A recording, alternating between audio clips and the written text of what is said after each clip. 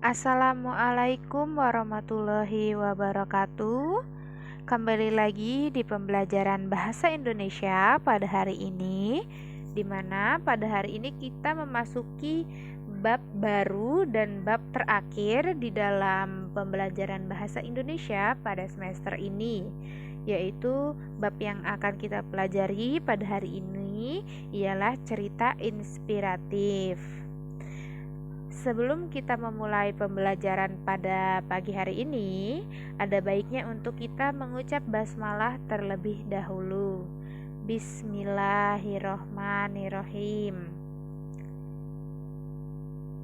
Adapun kompetensi dasar yang menjadi acuan pada pembelajaran kita hari ini yaitu ada 3.11 dan 4.11, di mana yang 3.11 adalah mengidentifikasi isi ungkapan simpati, kepedulian, empati atau perasaan pribadi dari teks cerita inspiratif yang dibaca dan didengar.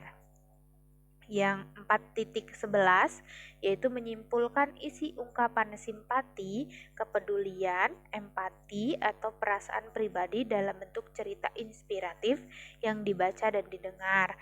Jadi ini acuan dasar yang akan kita pelajari.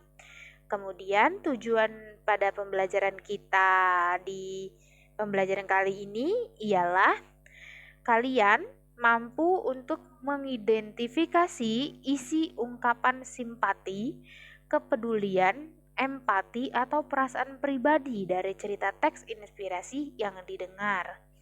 Yang kedua, menyimpulkan isu ungkapan simpati, kepedulian, empati atau perasaan pribadi dari teks cerita inspirasi yang didengar. Yang ketiga, menelaah struktur kebahasaan dan isi teks cerita inspirasi. Yang keempat, mengungkapkan simpati, kepedulian, empati atau perasaan dalam bentuk cerita inspirasi dengan memperhatikan struktur cerita dan aspek kebahasaan. Jadi, Ibu mengharapkan tujuan-tujuan ini kita dapat terrealisasikan dengan sebaik-baiknya ya. Begitu kita langsung saja masuk ke materinya yang akan kita pelajari itu pada bab ini, dan di minggu ini kita akan mempelajari tiga dari subbab yang ada, yaitu pengertian teks cerita inspiratif, ciri-ciri teks cerita inspiratif, kemudian jenis-jenis teks inspiratif. Langsung saja kita bahas ke materi yang pertama, yaitu mengenai pengertian teks inspiratif.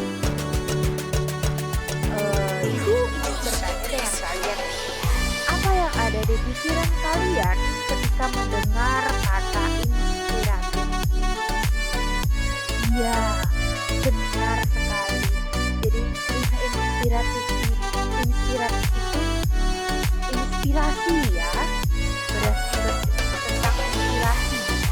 Tapi kalau dalam Kamus Besar Bahasa Indonesia, inspirasi itu adalah ide-ide kreatif akibat dari proses belajar dan peduli kepada sekeliling kita.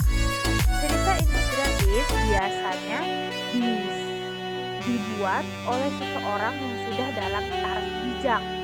Orang bijak itu bukan selalu digambarkan seperti yang sering kita dengar, yang kakek-kakek berjanggut putih, terus berjubah putih, memegang tongkat, atau usianya yang sudah tua. Bukan hanya seperti itu. Jadi semua umur, segala kalangan itu bisa mendapatkan atau membuat cerita inspiratifnya sendiri-sendiri. Ini ada pengertian dari teks inspiratif, yaitu segala sesuatu yang bisa memberikan dorongan atau merangsang pikiran untuk melakukan suatu tindakan, terutama melakukan kegiatan yang berguna untuk banyak orang. Jadi, setiap cerita yang memotivasi orang, yang membuat orang itu tergerak pada suatu tindakan yang lebih baik, atau yang merangsang pikirannya itu untuk berubah menjadi pribadi yang lebih baik lagi yang dituangkan dalam sebuah cerita, itu bisa dibilang cerita yang inspiratif. Dapat dipahami mengenai pengertian dari teks inspiratif? Bagus.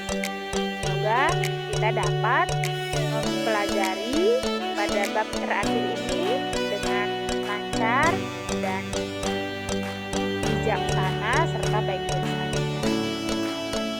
Yang kedua itu ada ciri-ciri dari teks cerita inspiratif. Perlu kalian ketahui bahwa setiap cerita itu pasti memiliki ciri-ciri, memiliki tahapan-tahapan bagaimana cara membuat cerita itu tersebut, terus memiliki jenis yang berbeda-beda. Yang akan kita bahas kali ini adalah ciri-ciri dari teks inspiratifnya. Teks cerita inspiratif ini disampaikan secara naratif. Jadi, teks cerita inspiratif ini memiliki kesamaan dengan bentuk cerita narasi atau cerita anekdot. Perbedaan yang paling menonjol antara teks cerita anekdot dan cerita inspiratif adalah cara penyampaian pesannya. Pesan dalam teks cerita inspiratif ini disampaikan dengan memilih kata-kata yang menyentuh hati, sedangkan teks anekdot disampaikan dengan kata-kata yang berkesan lucu atau jenaka. Jadi cerita teks inspiratif ini hampir sama ya dengan cerita dari teks anekdot, yang berbeda hanya penyampaian dari bahasanya.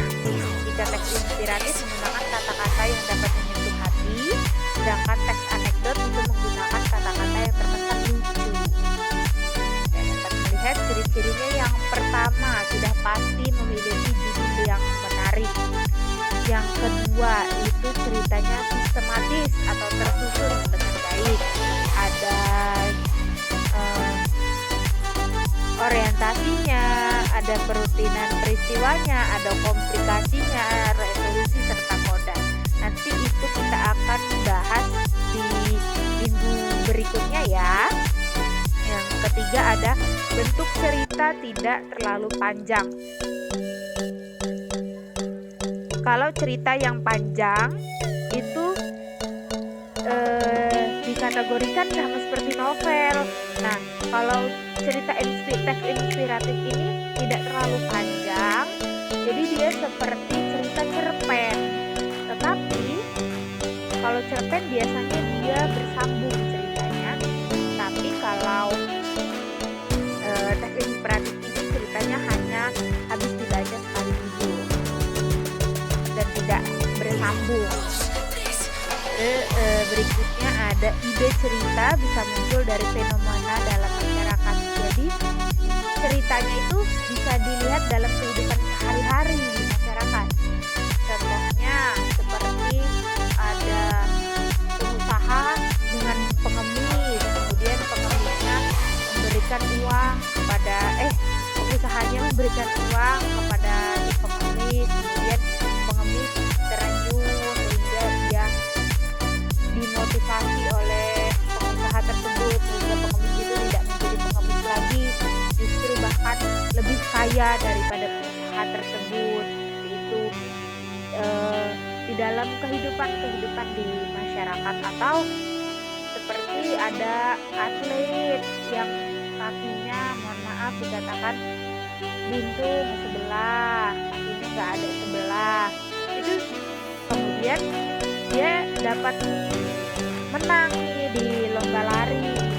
Itu kan menjadi inspirasi atau pemicu agar yang normal itu dapat terinspirasi bahwa yang cacat saja bisa menang, bisa berusaha menjadi lebih baik untuk dirinya.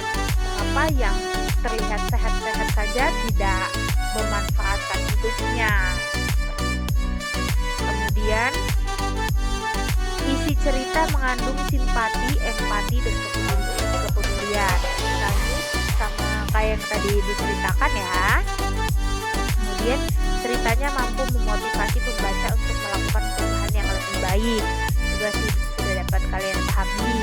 Kemudian pesan dalam cerita disampaikan secara implisit dengan memilih kata-kata yang tepat.